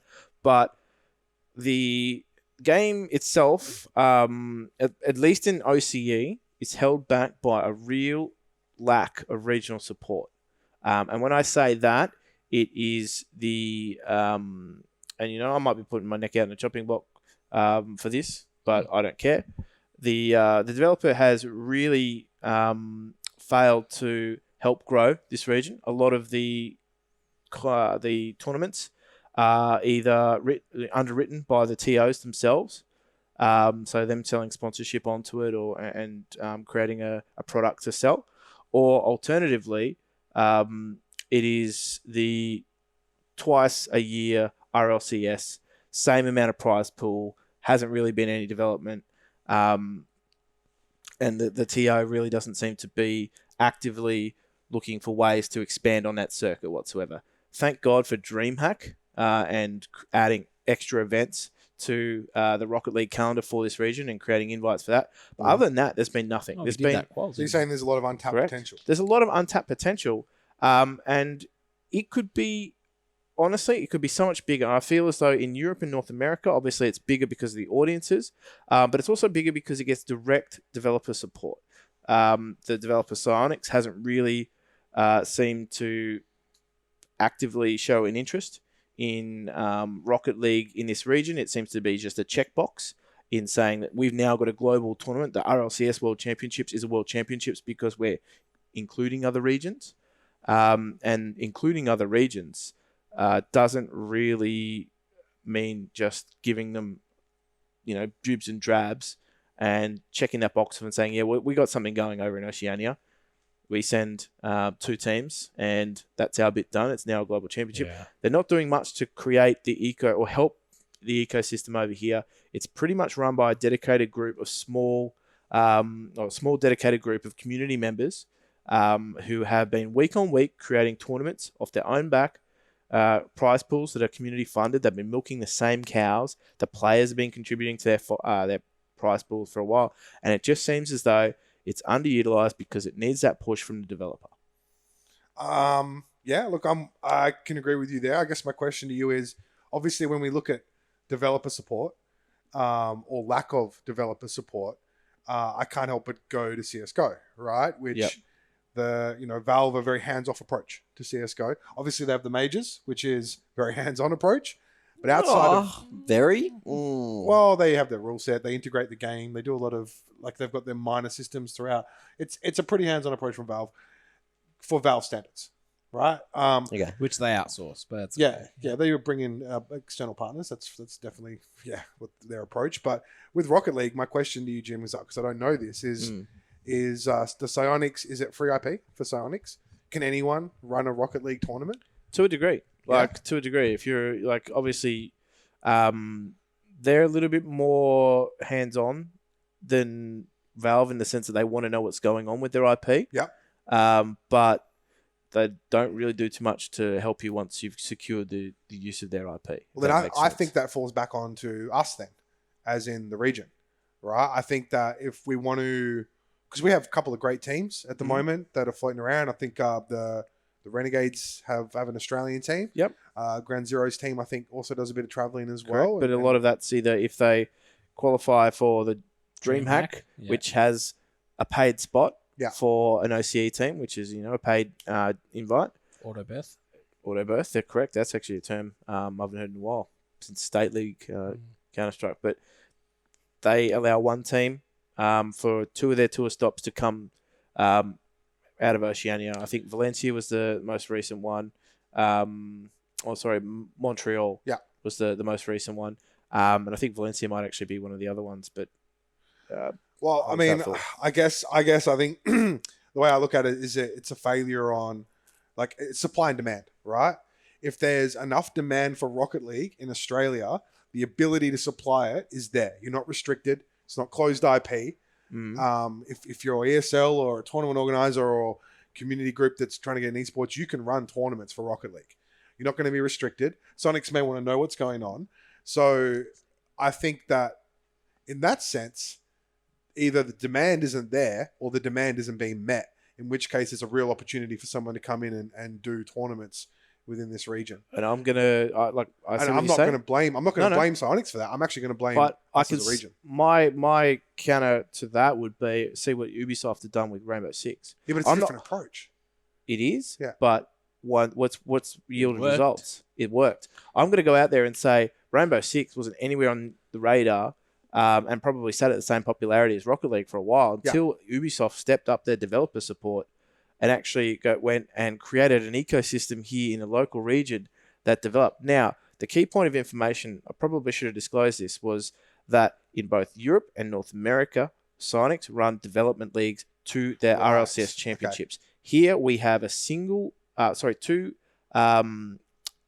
basically qualifiers, which are like RLCS league play, which run into the World Championships. Yeah. That's what league play is what we use to then determine who our champions are and send that. In Europe and North America, they have RLCS, which runs for a much longer season. They have more teams involved. They send spots from more spots from Europe and more spots from North America to the World Championships. Obviously, that makes sense in terms of populace. But they have a development league as well that runs alongside that. Teams actually have an ecosystem with which they need to qualify to get into the main event. Here we have single qualifiers, which are run like pop-up teams. Pop-up here and there. Exactly. Yeah. Like you'll find out. I get what you're saying. You'll find maybe one or two teams in so it's these like qualifiers it's have literally orgs. just a grassroots game that never has anywhere to go. Exactly. It needs a push, is what I'm saying. It's got potential. It's very much disappointing. Does it have potential from like a player base or potential from a talent? I think potential from like just as an esports title and talent in Australia. Point of view. Yeah. Yeah. I think the Australian viewership talent. Yeah, viewership.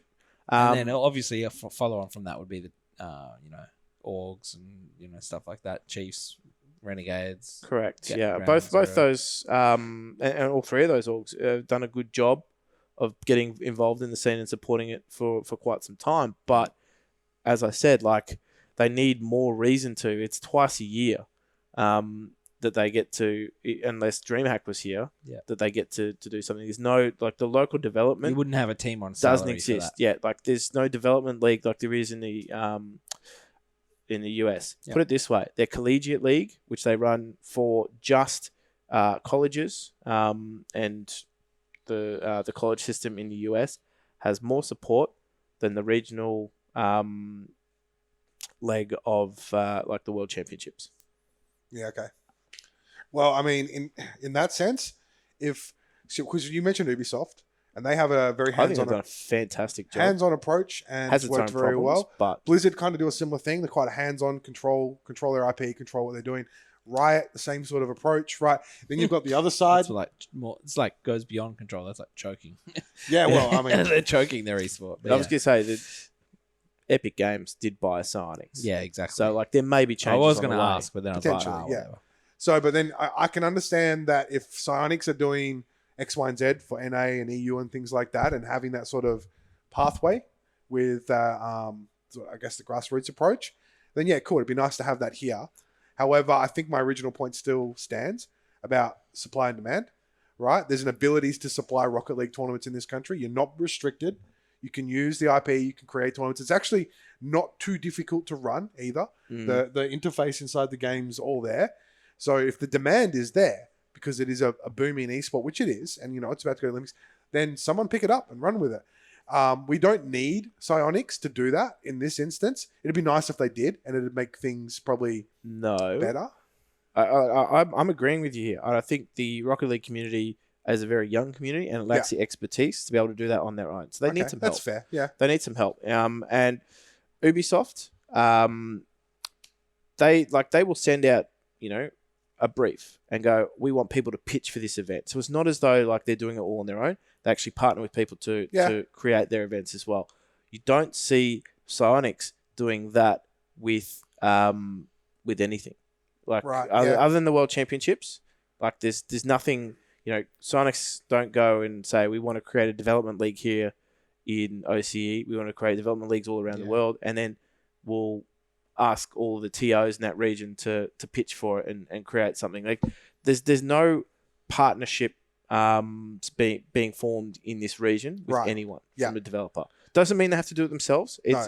But it is pretty much just a community all doing it themselves here, and that's where you can see the downfall has been the fact that you need sponsorship, you need someone's cash cow, correct. And if you're able to then it's so much more powerful to go to a sponsor and say we have got the game developer on board with us and doing these things, and because that also means longevity in a way. You can't just go to an org. You can't just go to a sponsor and be like, hey, here's this new thing we've done for like a month. Invest in it. You know what I mean? Like even with Instafrag, I was very careful at the start to say like we've only been going for a couple of months. Like it hasn't proven anything. But now that it's been going for like 2 years, I feel comfortable saying like, okay, sure, we got something to stand on. But unless you've got that developer support, like people are just going to have to wait 2 years or a year before they even want to trust the product. You know? Yeah. Well, I think to sort of, I guess, look at what you're saying, I do agree with that. I think that if Psyonix was to be more involved, it would help the scene develop here quicker. It would mean that Rocket League and the players and everything like that would grow faster. However, I don't think it's a requirement based on the fact that it is open IP. I think it's going to be slower going in that sense. You have to wait for these people to develop the skill sets or the right people to get involved, and the community side of things. It means it is a longer road, but that's still an option. If Psyonix was involved, would that be great? Absolutely. Would it grow Rocket League here faster and make it a bigger esport here? And yes, it would. Is it a requirement for that to happen? No, I don't think so. Okay. But it'd be nice. Yeah. Cool. Okay. And as we said, like we've commentated Rocket League out of this very set. Yeah. And without anything but the community powering that. Yeah. So like we had community admins putting together. And we had, community members also, shout out to Dover, putting together assets and things like that. These guys work tirelessly. The point I'm trying to get at is, on the off chance that this gets into the hands of anyone from Psyonix, I'm pitching along here, but these guys work tirelessly. They're a good example of a community working hard, but they just need that extra wind in their sails to be able to get themselves just maybe net themselves a bigger fish, get a bigger tournament, get some interest going. Here. Exactly. The passion is definitely driving these guys. But, recently today, and I didn't want to really carbon date this, but some of the guys that have just been working behind on a similar platform to InstaFrag, RL6Mans, the two guys that pretty much founded it have walked away from it. Yep. Not to say that it's not continuing, because they've found some people to carry the torch, but the fact that this has gone on for that long, some guys that have pretty much been around since the start of Rocket League have walked away from a pet project of theirs. Motivations change and things like that, but their journey has not been easy. No. Yeah. No. So Esports is a fickle yeah, industry. I mean, I sort of started this one off and went with it. Anything from your side of things that I've got a title. I've got a genre even. So it's a new genre of esports. Autobattlers. I don't know how familiar you guys are with Like those. auto chess. Yep. Yep. Dota Auto Chess or Underlords. Underlords now. That's Steam. So it started as auto. For those who don't know, Auto Chess is It's for bots. Auto Battlers is the genre. I know Ian has no idea, so I'm just going to let him sit over there and sort of soak it all you in, know what? right? I don't have an idea. Yeah, I know. Don't But, have a computer. Auto Chess started as a custom game in Dota 2 client. So in the Dota 2 client, much like how it used to be in Warcraft 3 client, you could go in, you could play the actual game of Dota 2 or Warcraft 3, but then you have all these custom games that people have created. I remember things like Footman Frenzy. That's how Dota started. It was a custom game on Warcraft 3. Sounds like it's like a turn-based tower defense. Is that correct? Nah, it's its own No. thing, Ian, really. Yeah, It's got like parts of that. It's got parts of tower defense. It's got parts of these things sort of built into Yeah, it. It's got an RNG But it's factor. definitely its own thing. Now, since then, it's kind of it went through a bit of an explosion, right? So Epic bought Auto Chess, the original. Yeah. They own that.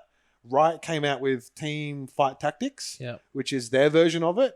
Valve then came out probably beforehand with Underlords. Valve came out first with Underlords, and they have it on mobile as well, which is Well, really the great. mobile Auto Chess was the first outside of the Dota 2 client. So that was the Epic Games one. Epic bought the original, so to speak, and brought it out on mobile. It's an interesting one. When it first came out, it was popping off. People were talking about it on. How do you compete in it though? How's it an esport? So you have 8 players on the board. Yeah. You draw cards or units, RNG, Yeah. and then you put combinations of those down, and you can level them up based on how many of the same cards you get, etc. Yeah. And you go one-on-one with people, and it goes like almost like a random round robin where you're one-on-oneing with people, and eventually there'll be one person left because you wipe out.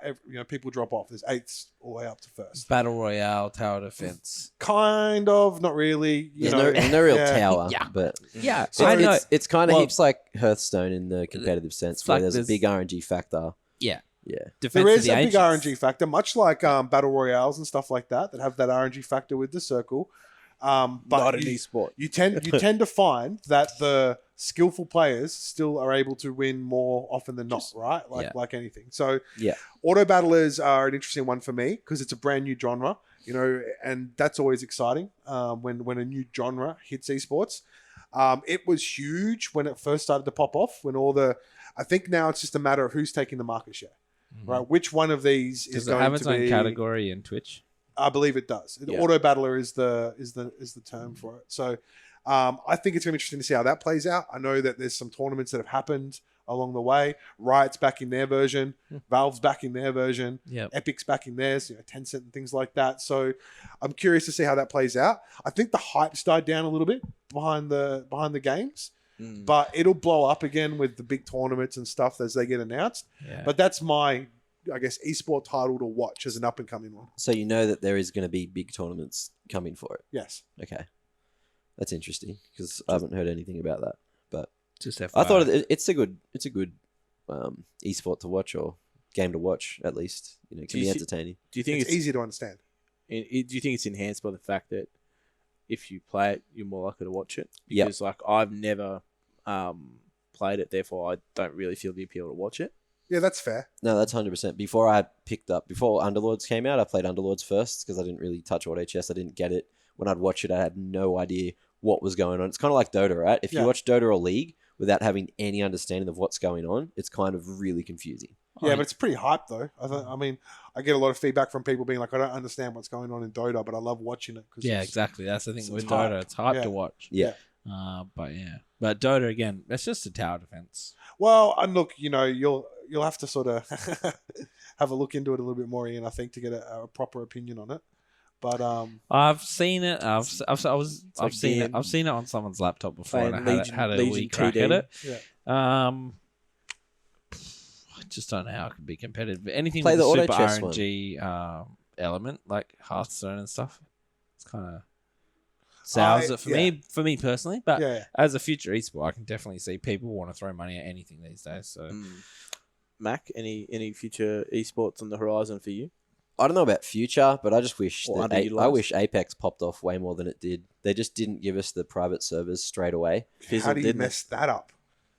That really It's like spins me Fortnite's out. done it as well. That's what I'm saying. Like, Apex have had the opportunity to watch H1, PUBG, Fortnite, All make the same make the same mistake. In every single one of those titles, there was a big community sort of backlash on, like, when's the custom servers? Why can't we have custom servers? Yeah. What's going on? And then all of a sudden, like, PUBG will turn around and frantically try to get out custom servers. And They actually Fortnite, did though, which is they great. did, but it still took them a while. Yeah. I remember it did take a long time. There were players were having to do matchmaking, essentially, to do competitions and things like that. So Apex comes out. They've had the ability to see these other genres fail on certain areas along the way. Like all the boys before. Yeah, from a developer point of view, though, right? Super successful launch. They launched across the world with no lag, like all these servers and everything. Great. That easy to spin up. All the Then big players in terms of That's the risk, right? influencers. The risk is that their product shits the bed, right? So they're not going to overinvest and like do all that other stuff for private cloud servers and everything like that. So That's fair. their launch, there's a huge investment. They make their money back on the loot boxes and everything, and then in time they'll have the money and the security to do those. They've gone for a bit of money grab with the way they've set up their system. That's a whole nother story. Yeah, yikes. But Yeah, I agree with what you're saying. Ian. Yeah, You need to be able to say, okay, this is going Expect to it. work. Yeah. Before we're going to throw a bunch of money because servers aren't cheap. Yeah, you got to put your business hat Globally, on yep. sometimes. But I think it's been enough time now. They should have had it ready. They should have had it ready. It should have been ready to go At where they some could point. pull the trigger on it. in the right? pipeline. Absolutely. And I don't think that's the case. And I think that's a huge failure. And I think if there's it happens to be anyone out there that works for a gaming company or development, things like that are doing a battle royale, please make sure that you're ready to go with custom servers if you want it to be taken seriously as an esport. If you don't at this point, watch your game not be accepted. Simple as that. Just laughing at maybe like a game developer or a project manager for a game developer just sitting there going, no way, dude. No way. I've got a live date that I got to go live on, and development's done and dusted. I'm by looking that at my point. Once Gantt I get chart. my Yeah. paycheck, yeah. Everything's signed off. I'm Yeah. like, that's go live date. After that date, anything that happens is like a patch, nothing to do with me, dude. Yeah. But yeah, for sure. For Any- me, I've got no clue, to be honest. I I, just know think- it's a cop out, but I don't have my ear to the ground on esports. You only just watch CS, right? So- I watch anything that's entertaining. Competitive role play. No, he is. He's a big fan of GTA. Yeah, competitive Yeah, role play. I mean, Yeah. yeah, role play. Well, we all are in this. I mean, house. Yeah. that's like a stream entertainment. That's not really an esport. No. For an esport, well, look, I think just have to wait and see whatever the next generation of games are. Like, Call of Duty just always seems to pop up. Every new Every 12 iteration months, of it. Yeah. I think VR is going to be interesting. That we still haven't seen that integrate into esports much yet. Competitive Beat Saber. Yeah, I just don't But see it. Well, I don't see Beat Saber being that, but I mean, I think over the next sort of 2 to 3 years, maybe a bit longer, we may start to see more integration of VR into esports. I don't know how that looks. I don't know how it works. It's a super rich man sport at the moment. Like See, it's just at the it's moment, not accessible. It's not I accessible. actually think, but like, it will become more accessible. yeah. back onto like the esport trap. Keen to see what Riot do with the fighting game. Like Yeah. that fighting game yeah. they're not coming out. That's going to be Forgot about that one. I just think like it's different from the traditional because like the FGC titles are very established. Yeah. There's been no new Street titles. Fighter, Tekken, Mortal Kombat. I even know them. Super Smash Bros. Yeah. Like the mainstays have been Yeah. mainstays for like Dead or Alive and Yeah. or Killer Instinct, back in the day. But Trying to think of the one I played on PlayStation once. That was once. weird. Yeah, old. Virtua Fighter. Marvel vs. Blade Capcom. something, or I don't know. But anyway, yeah. When No. it comes to Riot and this kind of stuff, you can bet your bottom dollar that from a Wu-Tang game development perspective, it's going to be really good. Yeah. From an esports perspective, though, we'll have to wait and see. We'll wait Yeah. and see. Yeah. I'm keen to see. Like, I think that may be a great one, but may not be. Then Who you knows? have like FGC players who are like full of personality, and then Riot's like, no, none of that. Geez, there'd be some Australian FGC players that'd just be mortified at the fact that they actually have to, fall in line. Sign like 5 contracts. Sign 5. Right. But then, you know what? To be fair, I actually think that FGC have some fantastic personalities, and 100%. they're a good example. They have to be responsible for their own brands. Yeah. And they're a great example of that. Oh, okay, cool, boys. Did you ever play Wu-Tang? Wu-Tang Shaolin style? No, I didn't, but I saw it Baller. so many times on the demonstration PlayStation they had at Harvey Norman or something. Jesus, Sean. You all right, mate? You're right, mate. Just dropped my phone. Sorry. But they had the demonstration PlayStation at Big W, Yeah. and they had the other game, They even Medieval, had a custom controller. as well. Yeah. That was sick. Yeah, that was like there was a guy in that game called Master Killer, and Inspector. He was a rapper? Inspector Deck, and it was spelled Inspector INSPECTAH. If you Yeah. remember the original Alias conversation we had. Yep. Yeah, so big inspiration there. Yeah, the Wu-Tang Clan. Who would have thought? What a derailment. But yeah, No, that's the all original appropriate. gangster weebs. Gangster Weebs. Yeah. hide it on Wu-Tang my Clan. PlayStation for my brother's PlayStation for a week, and I was a big Method Man fan. yeah, Yeah. Method Yeah. Man, yeah. He was a baller. Anyway, we're getting a little bit long in the tooth. Yeah, Can I perfect. drop my exclusive? Is that Okay, yeah. We wanted to get onto that eventually. Leave I it till think the we're end. 2 hours in. Yeah. Let's go. Come on. Well, we leave it to the end. Right. I've got word of a pretty big move happening in the Dota 2 scene. We obviously had Mangy on here in our last episode, and we talked about his team. Now, it turns out, ladies and gentlemen, that All two right. of his players have been picked up by an international org and will be leaving the region. Now, this is quite exciting. I can't talk too much about some of the details, but I can talk about a few of them. We've got 2 of the players from Athletico who have been picked up by SKT1, the Korean Ooh. org. Oh, so you can't say the players, but you can say the org. I can say the org. I can say the 2 players here. but Pretty that's it. obvious, I think. Yeah. But when is this going to be released? Like probably. It's already doing its rounds, I guess, in the esports circles. Yeah.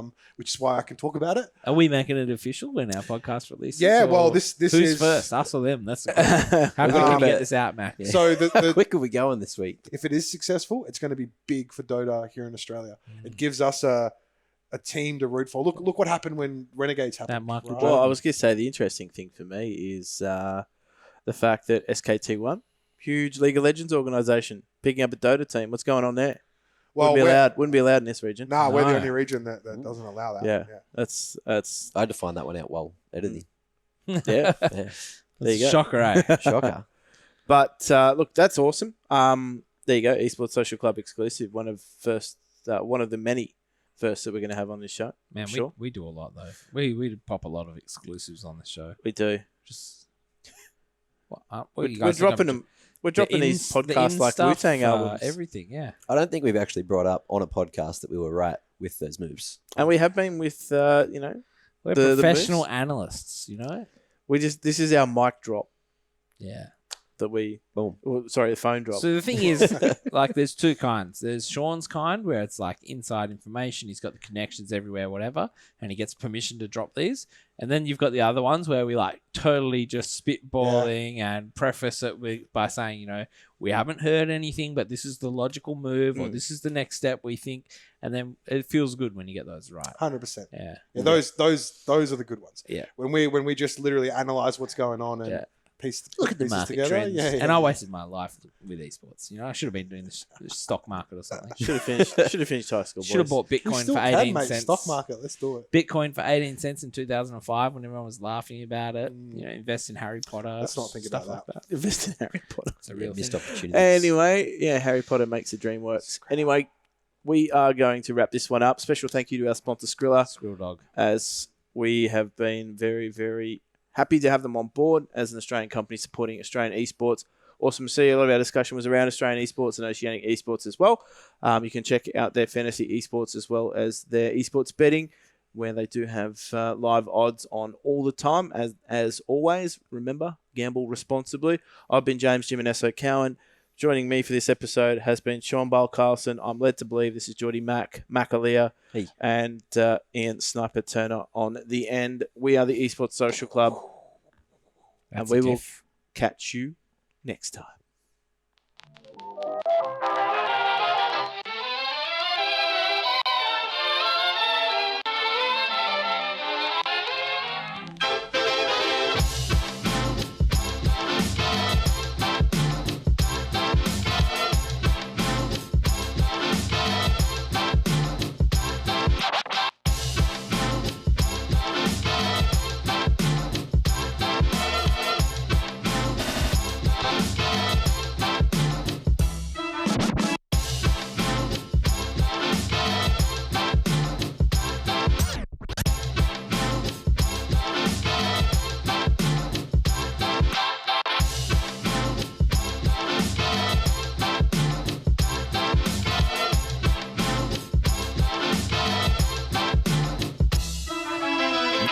Are going on a run.